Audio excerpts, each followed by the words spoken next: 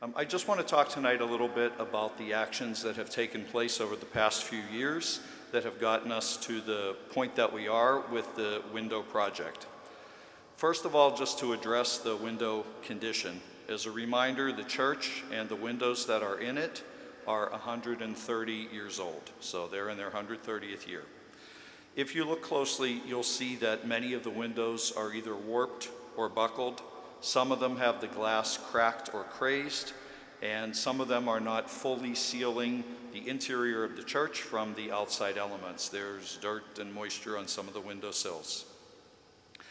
Panels of one of the windows that is located behind the high altar have already collapsed. They've fallen down, and they're being held in place now with was some chicken wire and now plexiglass. So the need to replace the windows is immediate.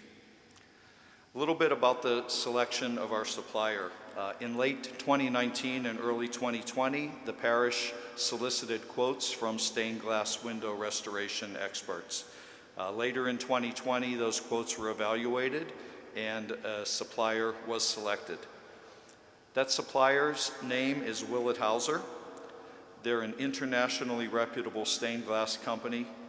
They've been in business since 1898, so almost as old as our church, and they're, as I said, very reputable.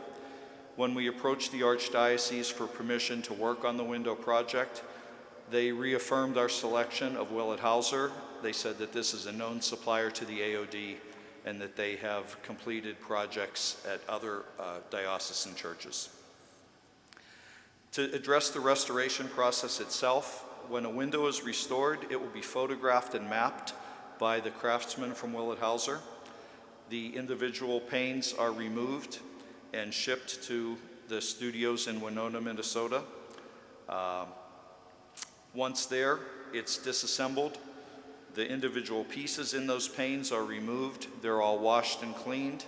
It's reassembled, re-leaded, put back into the panes are returned, and the window is put back into the church. While the window is in Minnesota, there will be plywood that covers the opening where the window was. As much of the original material as possible will be used. So in keeping with our status as a National Historic Site, we're keeping all of the original material.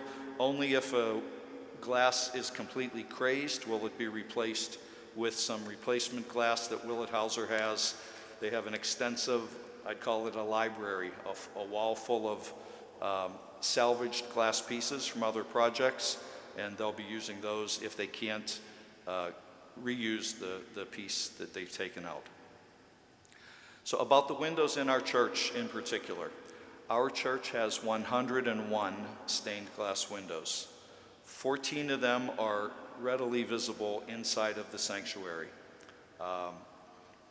There's also one in the choir loft, 9 behind the high altar. You can see some parts of them depending on where you're seated in the church. And then the rest of them are in the church attic, the choir loft stairs, and some in the towers that are beneath the steeples. The cost of the restoration is extensive. Stained glass window pricing, restoration prices are very high, but because we have so many windows, we also have a very wide price range for the restoration. The least expensive windows can be restored for a cost of $2,000 each. There are 12 of those, and among all 101 windows, there are 73 that are under $11,000, and among those, 46 are under $5,000. So hopefully a lot of those are within reach of individual donors or groups of people to pledge. The 2 most expensive windows are located at the transept of the church.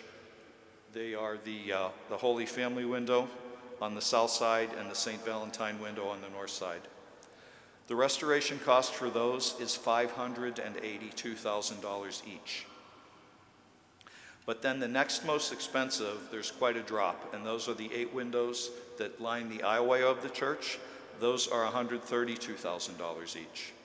The choir loft window is similarly priced at $128,000, and there are 4 windows, 2 above the side doors, 2 above the side altars. Those are $64,000 each. So those are the expensive ones, the ones that we see here in the church. We've prepared a brochure that will be available at the end of this presentation. It's a map of the church windows with a key to pricing and a list of prices on the back, each price level and how many windows in the church there are at those levels. And finally, about our campaign itself. In order to get the campaign underway, the parish contributed money to the initial restoration, and we've also already received several pledges. So work on some window restoration is expected to start this summer. It may start as early as May, and we'll be addressing the first and third windows on the south side of the church, so the St. Agnes window that's near the confessionals, and then the third window is the Our Lady of Mount Carmel window.